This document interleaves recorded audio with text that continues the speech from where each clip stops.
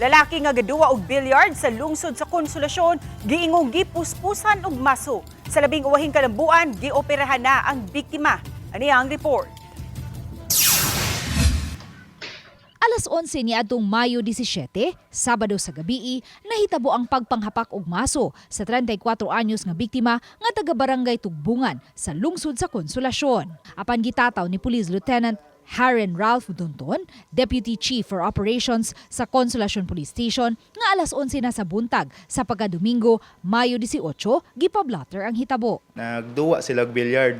Then naay heated argument na itabo tungod sa bet money sa ilang duwa, no, which result sa sang physical confrontation. Matod sa opisyal, nga nakalighot na ang suspect nga taga Negros Oriental. Wala kaayo nakakuha og detalye ang kapulisan tungod kay ang gitumbok nga suspect usa ka dayo ug way nakaila kaayo kaniya. Sa pagkakutlo ning balita, gikatahong gipaubos na sa operasyon ang biktima. Kani si suspect, no, nakaikyas na siya.